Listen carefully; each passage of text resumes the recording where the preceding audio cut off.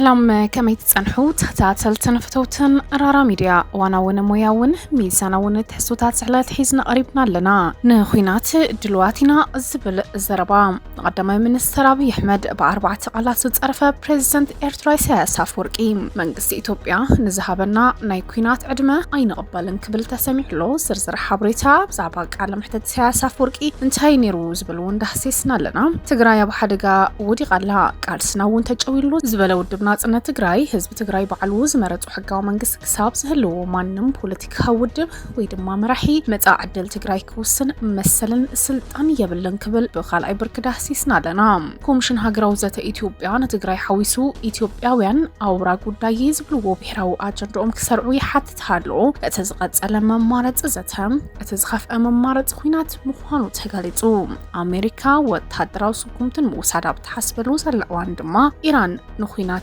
دلوت مخانا تحبيرو لو نايزيو من كالوتن حبريتاتات بزرزر كنقرب لكمينا شانالنا لايك شير سابسكرايب بمقبار استدرار رايخونو نابتهم للوم على تحزنا يوم الزرزر كنسكرم منقستي إثيوبيا أنصار تجراينا محران كوينات كمز أو جنبر نسونا بتعواج كوينات تعديمو بمئتاو أب تجرايت أنت تمفتامو أبك على محتاتو كزارباي تسمعن بريزيدنت إساياس أفورقي زعبا وانين هاجروت أنتينو زعبا كالوت هاجرات كتنتن نمرحت هاجرات كمعدن السماع بريزيدنت إيرترا أتتثبيت خجبر اللوزت أنها على محتاتو نهيبلوم نقدم المنستر أبي أحمد نتهاجر نابكينات كأتو يدفع علو ناب كمزز أمثلة كلولاو زمرح السبدما سنف نداي فرح نسسو عند راح كبليو قالت ووم بأربعة قالات زقالت إساياس أفورقي قدم المنستر أبي أحمد دما فرح نسسو عند نداي نسنفن سب كبليو زلف حبيل وزلوم إثيوبيا نابتهندد وزلا خوينات تعديمنا أين أتون زبالة إساياس أفورقي وكان إثيوبيا زقاو حزلو أواجات كوينات أمايات كن قدم دليت يبلنا نبل عديس هاباف دق بحر مركب تجبرو زلا دبلوماسياو بروباغاندا منقسقاس بلعللو علاونات إيرترا كلو زغل صلوان تاي مخانو مستحاتتكن نمدام أزقربيو كبل أن آيسوم أواج كوينات أنصار حزب إثيوبيا أيو ناي مايات ناي كال زبحال مدام قدما زقربيو زخوينات زي تعوجلو يلن زبلا بريزيدنت إيرترا كوينات ناي مايات الكام أواج نمن نعنا بقت سانيك حب حرقة لا يكونن نايل كوينات خات أوج زلها نمني خات أوجو زلها من يوز ملكة أواجنا كوينات جن أنت هون دما سبع البو نفرت درونات هات ورات كابد جناب إثيوبيا أتو خمزلو تهزاريبو من يوزمت أنزلو تندرونات من ينزخلات وار كابد جنا شمتي مت زلوم من ينزخلو وديتات نزي يموبل زلو كاب يوزمت زلو تجنزب بأملو نابزي خيد زلو من يخت زجز زلو عصب سلامنتاي زجزا زلو انتاي كبل علو زات زلو قبل دما بحتو ملكت هالعلوم ازد صوات هزي ناي بلصقنا اجندا يكونن زبلا إساياس أفورقي ناي كالوت اجندا يبموبايل اتوم مدلاوات اتوم ገንዘቦም ዝህቡ ዘለው ምስቲ አቀዲመ ክጥቅሱ ዝጸናሕኹ ናይ ሱዳን ኩነታት ካብኡ ፈሊኻ ዝርአ ኣይኮነን ክብል ተንቲንዎ እቲ መግለጺ ናብ መን ዘነጻጸረ ምዃኑ እቲ ፕሬዝዳንት ብንጹር እንተዘይጠቀሰኳ ቅድሚ ሕዚ ምስቲ ጉዳያት ብዝተሓዘ ተራሕብራት ኢሚሬት ዓረብ ነቂፉ ነይሩ ኣብቲ ዝሓለፈ ሓምለ ዘካየዱ ቃለ ምሕተት ኢሳያስ አፈወርቂ ወገን አዲስ አበባ ስም ኣፍደገ ባሕር ዝቃለስ ዘሎ ጥሙሕ ኢትዮጵያ ዘበገሰቱ አጀንዳ ከም ዘይኮነ ብምምጓት እቲ መዓልታዊ ናብ ኢትዮጵያ ዝጓረት ዘሎ ኣጽዋራት ካብ ኢሚሬት ይመጽእ ምህላው ካብ ዓይነ ዝተኸወለ ኣይኮነን ክብል ከሲሱ ምስ ሱዳን ብዝተሓዘውን ብግዜ ሼኽ ዛይድ ዝፈልጣ ኢሚሬት ዝገልጽ ኣይኮነ ብምባል ኣብ ግዜ ፕሬዝዳንት ሼኽ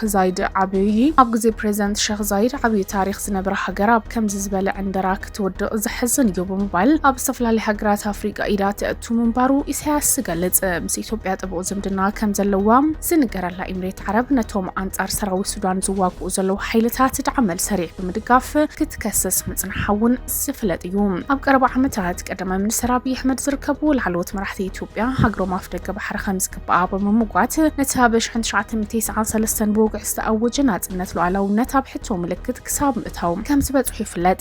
ፕሬዝዳንት ኢትዮጵያ ታየ አጽቀሥላሴ ኣብ ጥቅምቲ 2025 ፓርላማት ሃገራት ዝሃቦ መኽፈቲ መደረም ኢትዮጵያ ብዓለማዊ ቅድሚ 30 ዓመታት ኣፍደገ ባሕሪ ብዘይፍትሓዊ ኣገባብ ከም ሰመን ዝኣትዩ ዘዛረብ ኢትዮጵያ መንጎ ኣባይን ቀይሕ ባሕርን ትርከብ ሃገር ብምዃና ናይ መጻኢ ዕድላ ድማ ምስ ክልቲኡ ማያት ተኣሳሰር እዩ።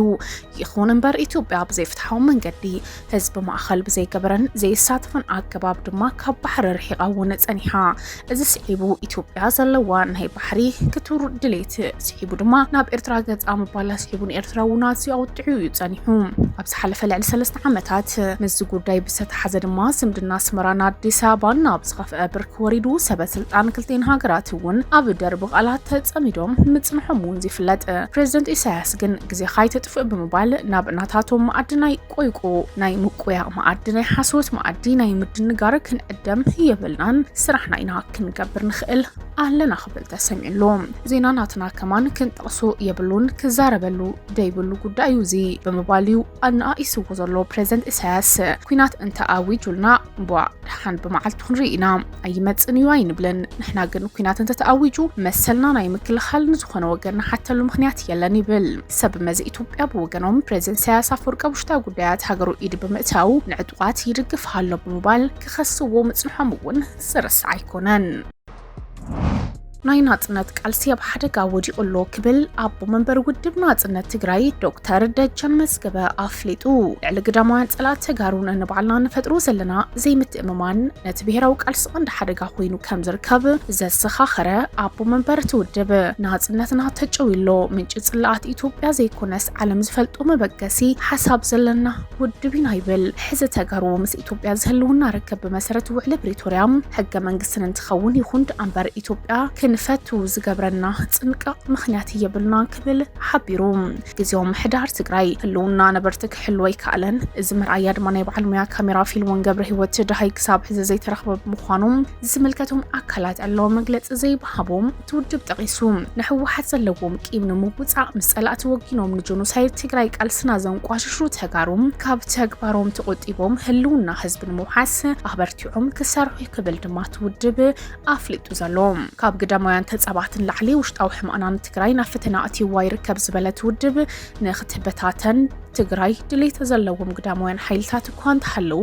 ዝበኣሰና ብዝተሓላለኸ ፀገም ክንኣቱ ብሄራዊ ረብሓ ህዝብና ናብ ሓደጋ ክኣቱ ዝገብርዎ ዘለዉ ብሽም ህዝቢ ተቃለስቲና ዝብሉ ውልቀ ሰባትን ውድባትን ዝገብርዎ ዘለዉ ታሪኻዊ ስሕተት ድማ መጠንቀቕታ ሊኢኹ ዘለዎም። ከም ተጋሩ ብሄራዊ ኣጀንዳ ከይህልውና ፀገማትና ብዘለቕነት ከይንፈትሕ ውዕሊ ፕሪቶርያ ከይንትግብር ገለ ሓይልታት ምስ ፈፀምቲ ጆኖሳይድ ሓቢሮም ኣንጻር ብሄራዊ ረብሓ ዝንቀሳቐሱ ዘለዉ ኣካላት ካብ ተግባሮም ይቆጥብ ዝበለት ውድብ ኣንጻር ህላውና ፍለ መስዋዕቲ ዘቃልል ንውልቀ ፖለቲካዊ ረብሓ ተባሂሉ ዝግበር ሸበድበድ ኣጥቢቕና ንኹንን ይልሎም። ንሓበራዊ ፀገማት ብሓበራዊ ቃልሲ ዝበድኽና ህዝቢ ኣብ ዝሕዚ እዋን ንውልቀ ረብሓና ቀዳምነት ሂብና ንውልቀት ትግራይ ንኸዶ ክያዶ ደው ክብል ኣለና ክብል እውን ነቲ ጥፋት ክነድሕን ክብል ፃዊዒት ኣቕሪቡ። ብግዜኦም ምሕዳር ትግራይ ዝተጣየሸ ጉባኤን ዘተን ምርድዳኣን በቲ ዝተደለየ መንገዲ ስጉም ከም ዘሎ እኳ እንተገለፀ ኣጀንዳታት ትግራይ ሒዙ ንምስፋን ሰላም ሓድነት ህዝቢ ክሰርሕ ህዝቢ እውን ኣይረፈደን ድሕሪ ምባር ረብሓ ህዝቦም ዝቐድሙ ዓበይቲ ዓዲ ምሁራን እቻቦም ኣበርኪቱ ዘሎ። መንግስቲ ፌደራል ውዕሊ ፕሪቶርያ ንኸይፍፀም ኣብ ውዕሊ ፕሪቶርያ ክፍፀሙ ዝግብኦም ኣጀንዳታት ናብ ብሄራዊ ምክክር ኮሚሽን ወሪዱ ክርአ ዝገብሮ ዘሎ ጉዳይ ደው ክብል ይግባእ እንትብል ኣብ መወዳእታ ዶክተር ደጀን ህዝቢ ትግራይ ባዕሉ ዝመረጡ ሕጋዊ መንግስቲ ክሳብ ዝህልዎም ማንም ፖለቲካዊ ውድብ ወይ እውን መራሒ መጻኢ ዕድል ትግራይ ክውሰንን መሰልን ስልጣን የብሉን ኢሉ። ኮሚሽን ሃገራዊ ዘተ ኢትዮጵያ ንትግራይ ሓዊሱ ኢትዮጵያውያን ኣውራ ጉዳይ ዝበልዎ ብሄራዊ ኣጀንዳኦም ክሰርዑ ይሓትታሎም። እቲ ዝቐፀለ መማረፂ ዘተ እቲ ዝኸፍአ መማረፂ ኩናት ምዃኑ ዝሓበረ ብፍላይ ብድሕሪ ፕሪቶርያ ዘሎ ሃገራዊ ኩነታት ካብ ናብ ሓደጋ ናብ ፀጋ ዝቐረበ ንምግባር ሰፊሕ ምንቅስቓስ ዝገብር ዘሎ ኮሚሽን ሃገራዊ ዘተ ኢትዮጵያ ኣብ ትግራይ ኣጀንዳ ናይ ምእካብ ስራሕ ንምስራሕ እውን ምስ ምምሕዳር እቲ ዓዲ ከም ዝተዘራረበ እዩ ተሓቢሩ። ናይ 17 ዓመት መሪር ፕረታዊ ተጋድሎ ዝወደቀ ኣብ ኣፍሪካ ተወዳዳሪ ከም ዘይነበሩ ዝንገረሉ ስርዓት ደርጊ ተዋጊኡ ሲሒሩ ናብ ስልጣን ዝደየበ ግንባር ኢህዴግን ዋላ እኳ ዓወት ጉንበት ዕስራ ዘዘመረን ሓዱሽ ፖለቲካዊ መድረኽ ዘበሰረ ፍሉይ ኣጋጣሚ ተነበረ። እቲ ዝቐለለ መማረፂ ዘተ ዝኸፍአ መማረፂ ኩናት ምዃኑ ግን ዝካሓድ ኣይኮነን። ኣብ ትግራይ ጥራሕ እኳ ልዕሊ 60,000 ህይወት ትግራዋይ ብመስዋዕት ክጠፍእ ልዕሊ 100,000 ኣካል ትግራዋይ ከስንከል ዝገበረ 17 ዓመት ሙሉእ ዝተኻየደ ክባር ዋጋ ዝተኸፍሉ ናይ ኩናት ኣጋጣሚ ርገፂኡ በዚ መስዋዕትን መቑሰልትን ዝቀጸል ህላው ዓድን ዝተኸበረ መንነትን ዘለኳ ትኾነ በዚ ድማ ስውኣት ህያውያን እዮም እንትኾነ ግን ዝቀጸለ መንገዲ ዘተ እዩ ዝነበረ ለባማት ደቂ ትግራይ ጉንበት ኤስራ ዝወደቀ ስርዓትን ዝፈረሰ ሰራዊት እምበር ጠቕሊሉ ዝጠፍእ ደርግነትን የለን ዝብሉን ተነበሩ ብዙሓት ጽሒፎም ሞቂቶም ከም ለባዋ ድማ ዘታላይ ይብሉ ኣብ መንጎ ተዋግኣት ዕርቅን ሰላምን ኣብ መንጎ ተቃረንቲ ዘተን ምኽክርን ህዝቢ ዘፓስ የብሉን ሞ ኣይህልው እንታ ኣይኹን እምበር እንድሕር ሃሊ ግን ኣብ መንጎ ህዝብታት እውን እንትኾነ ይቕረ ምባሃል ሓድሽ ማሕበረ ፖለቲካዊ ባህሊ ምክፋት ይመኽሩ ነይሮም እቲ ዝቀጸለ መማረጽ ዘተ እቲ ዝኸፍአ መማረጽ ድማ ኩናት እዩ ይብሉ ከም ማካት ዕዝመጽ ስዒርካዮ እቲ ተትርፍ ሓይሊ የለን ዝብል ተሳዒሩ ንዝለዓለሙ ዝድቅስ ሓይሊ እውን የለን ዝኾኑ ምዕራፋት ተቃርኖ ብለዝብን ዘተን ከዛዞሙ ተዘኪኢሎም እናተመለስካ ናብ ናይ ኩናት እንክሊል ምዃኑ ዘይተረድኡን ብዙሕ እዩ ኣብ ወልቃይት መሬት ትግራይ ሒዞም ደቂሶም ዘለዉ ወገናት ማእገር ትግራይ ፈኺሱ ርእዮም ተባሪሮም ዝገብርዎ ብድዐ ይበሃል እምበር ከስዒርካ ምንባር ይከኣልን ናብ ዝነበርካዮ ትምለስ ሞ ጉዳይ እንተሊካ ተዘይተዛቲኻ ትሰዓርካዮ ዝመለስካ ሓይሊ መዓልቲ ሓልዩ ግዜ ርእዩ ጉልበተ ዋህሊሉ ተመሊሱ መፂኡ ከጥፍአካ ምዃኑ ርጉፅ እዩ ነዚ እውን ዝቀጸለ መማረጽ ዘተ ዝኸፍአ መማረጽ ኩናት እዩ ዝበሃል ዓደይን ሃገረይን ኢሉ ይነብረላ ኣብ ዝነበረን ዘለውን ኢትዮጵያ ዝነበረን ዘሎ ትግራዋይ ኣብዛ ዝሓለፈት ናይ ኩናት ዘበን ዘይረኣዩ ዓይነት መዓት የለን ዘይተሰከሙ ዓይነት እምንገረብ የለን ኣብ ትግራይ ዝነበረ ኣብ ግንባር ደጀን ብመስዋዕትን ብሞትን ድማ ጠፊኡ ዘሎ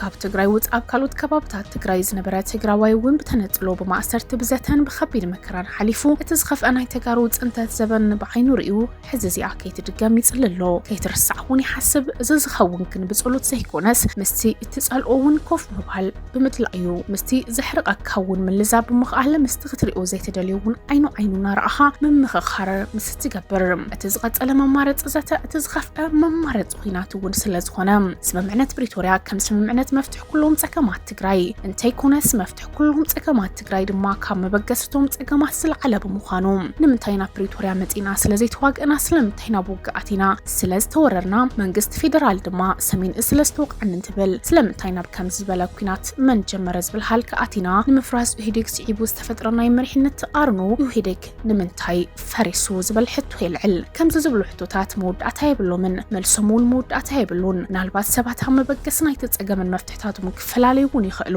ስለዚ ድማ ዝምግዳፍ ኣማራጺ ዘይብሉ እዩ ይኹን እምበር ኣብ ኩሎም ምዕራፋት ዝሰርሕ ሓደ ሓቂ እንተሎም ንሱ እውን ዝቀጸለ መማረጽ ዘተ እቲ ዝኸፍአ መማረጽ ድማ ኩናት ምዃኑ እዩ ከም ልዕል ክብል ዝተገልጸ ስምምዕነት ፕሪቶሪያ ስምምዕነት ተኹስ ደው ምባል እምበር ስምምዕነት ሰላም ዘይምዃኑ እንትፍለጥ ፕሪቶሪያ ንዝርርብ ዕድል ዝህብ ፕሪቶሪያ ንምቅራብ በር ዝኸፈት ፕሪቶሪያ ንምዝታይ ኩነታት ዘጣዕም ኣብ መንጎ ትግራይን መንግስትን ፌደራልን ዘሎ ብውልቂ ይኹን ብብርኪ ትካል ዝግበር ምቅርራብ ናብ ፍረ ዘብቅዕ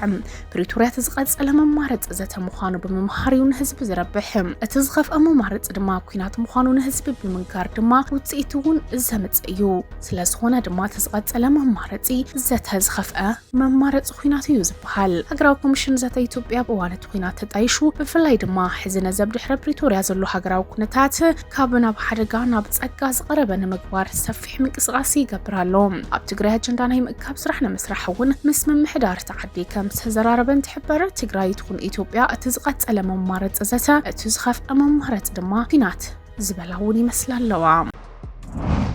ኣሜሪካ ወታደራዊ ስጉምቲ ንምውሳድ ኣብ እትሓስበሉ ዘላ እዋን ኢራን ንኩናት ድልውቲ ምዃና ገሊጻ ሚኒስተር ጉዳያት ወጻኢ ኢራን ኣባስ ኣራግቺ እቲ ዝዓበየ ዝኸይድ ዘሎ ውጥረ ኣመልኪቱ ዝሃቦ ሓበሬታ ኣሜሪካ ብልዕሊ ኢራን ወታደራዊ ስጉምቲ ክትወስድን ተመሪፃ ሃገር ወታደራዊ ዓቕማ ኣጠናኺራ ከም ዘላ ንኹሉ ክመጽእ ዝኽእል ስጉምቲ ክትመክት ድልውቲ ምዃና ኣስፊሩ ኢራን ኩናት ከም ዘይትደሊ ዘተ ከም እትመርጽ ዝገልጽ እኳ እንተኾኑ መጥቃዕቲ እንተበጽሒዋ ግን ምላሽ ክትህብ ምዃና ከም እትግደድ እያ ኣጠንቂ ኣራንግቺ ነዚ መግለፂ ዝሃበ ፕሬዚደንት ኣሜሪካ ዶናልድ ትራምፕ ምምሕዳሮም ኣብ እታሕዚ ሃገር ለኸ ተቐሞታት ኢራን ሓያል ኣማራጽታት ይሕሰብ ከም ዘሎ ድሕሪ ምግላጽ ትራምፕ ምስ ኢራን ንዘተኸካይድ ከም ዝኽእል እውን ኣመላኺቱ እቲ ኩነታት እንተተገዲዱ ግን ኣሜሪካ ቅድሚ ዝርርብ ስጉምቲ ክትወስድ ከም እትኽእል መጠንቀቕታ እንትትህብ ሰበስልጣን ኢራን ኣሜሪካን እስራኤልን ዝርከበአን ናይ ወጻኢ ሓይልታት ኣብ ውሽጢ እቲ ሃገር ንዓብዪ የልዕላ እውን ኣለዋ